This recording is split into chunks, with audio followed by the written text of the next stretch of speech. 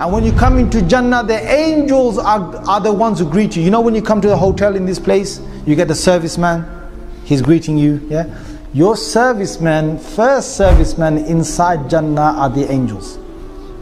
And they say, Assalamu alaikum wa rahmatullahi wa barakatuh. To you and to all your family members. All of you.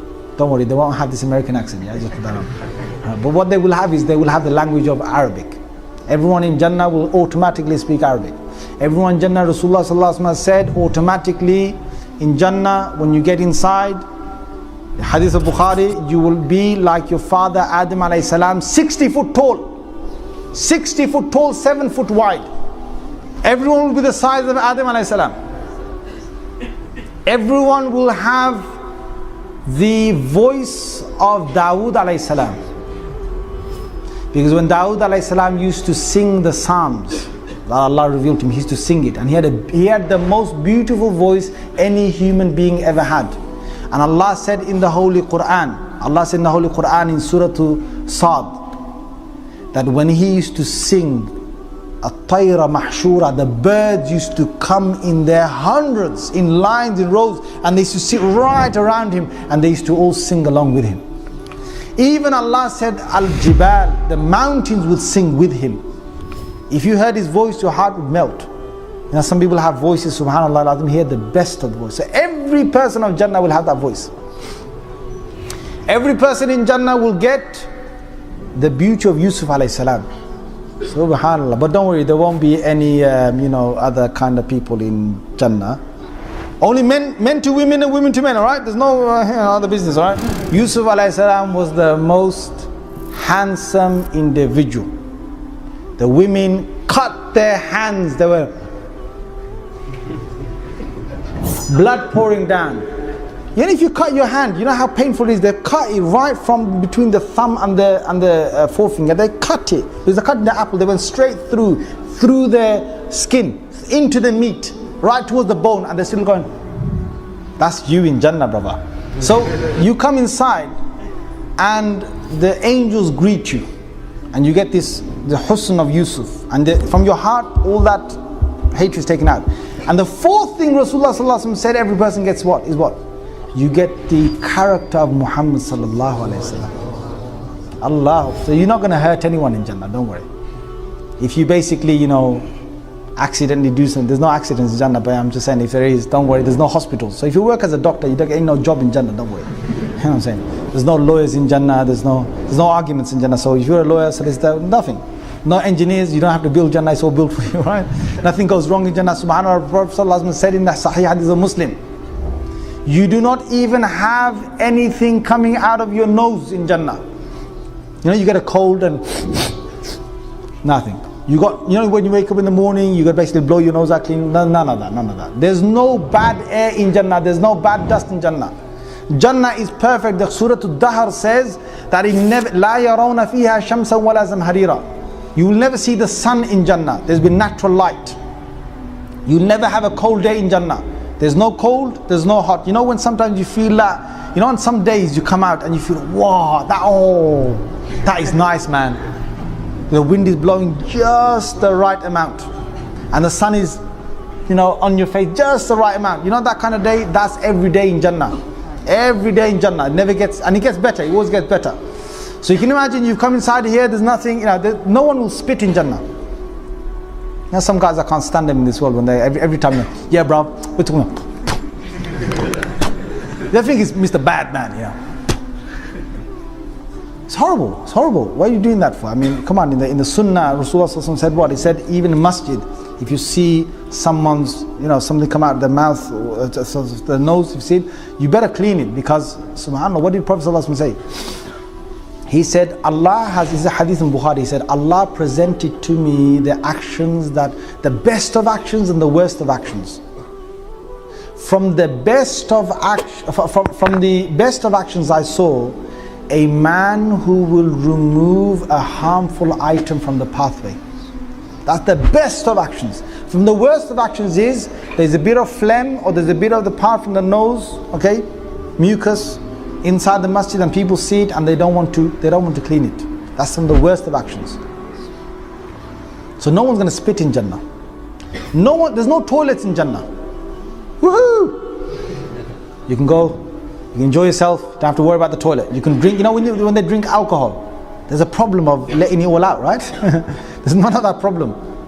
You can drink and drink. No one will go to the toilet in Jannah, and then that word, the Sahaba. The Sahaba said, Messenger of Allah, what? You drink, you eat all of that, you got the power of 100 men to eat. You know what I'm saying? Some people, you sit with them in this world, you think, God, take it easy, man. Before you got 5 chickens, before you take one in, he's taking 4. Right? God, man, take it easy. There's some people like that. Now, don't worry, in Jannah, you got plenty of food. Yeah, the food in Jannah is so much. Laila, so much. You can sit there all day and eat. You can eat. Now, you got the word, the Sahaba, they were worried. What's going to happen? So Prophet ﷺ said, don't worry, you just sweat. Sweat.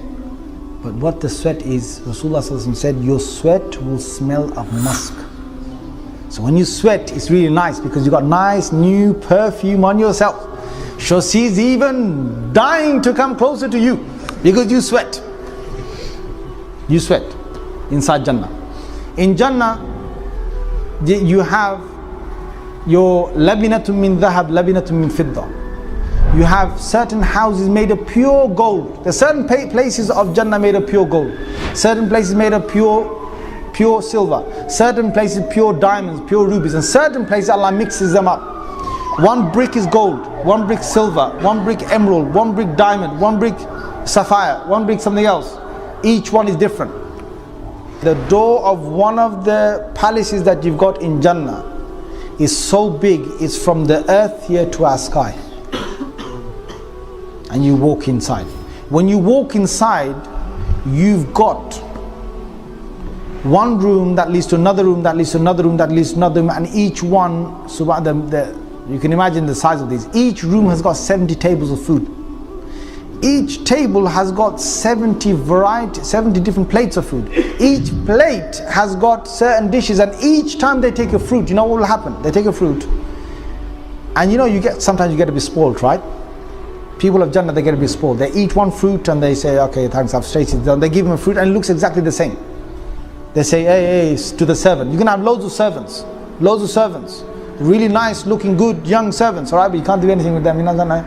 They will serve you. Allah said, Ghilman, the young boys that will serve you. Right? And they will serve you and they will give you dish after dish. The one giving you one and the next one gives you another one. They're your servants in Jannah. You tell them whatever to do, they'll do it. And they give you one fruit that is similar to another fruit. وَأُتُوا بِهِ مُتَشَابِهًا. They're given the same fruit. And say, hey, listen, what are you giving the same fruit? I just tasted this one, give me another one. They say, no, taste it. When they tasted, the same fruit tasted different.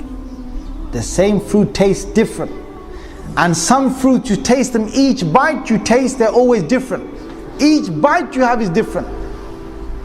So you eat. Allah says what? لَحْمِ طَيْرٍ مِمَّا يَشْتَهُونَ. In a hadith of Tirmidhi, a person sees in Jannah, he's sitting down, he's lying down, and he sees a nice bird flying over. It's a real bird, right? Not that other bird, right? The real bird. Flying over. So he sees and he wishes that he could have, he remembers in the world he used to love chicken and chips, right? Chicken and chips? I'm not saying the hadith says chicken and chips, right? But I'm just saying he probably wants that roasted right in front of me, grilled, barbecued, whatever, yeah? So he wants that. He just has his desire, and that bird from the air drops right in front of him, roasted, ready, barbecued, grilled, and he just bunches it, throws the bones away, and when he throws the bones away, that bones become another bird, the same bird, and it flies away. I can imagine some of you just looking back and going, all right, get back here. Where are you going? You're too nice. Get back here. In Jannah, they have, according to Hadith of Tirmidhi, you have marketplaces. And these marketplaces, when they go there, the marketplaces have designer faces. You don't have no plastic surgery in Jannah, brother, sister, cosmetic, this, that. You go, you have these designer faces. These are real people inside Jannah who've got beautiful faces. And they're all in different places of the market. And you just look at them, you just desire that your face looks like that and your face changes. your face changes. But you might get worried now, right? When I go back to my wives there, they're not going to recognize me.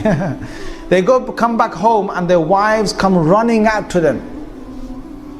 And they say, you look even more beautiful than what you went, with the face you went with. You look even more beautiful. They will have 70 pieces of clothes on them. Thin pieces, fabrics on them. Each one is a very delicate fabric on the hur'in, a hawra. 70. And through the 70, according to Hadith of Muslim, through the 70 of these beautiful fabrics on her, he sees the love she has for him pumping in her marrow bone. Forget the heart, it's in her marrow bone. Allah has created her to see nothing more than just you. Me, you.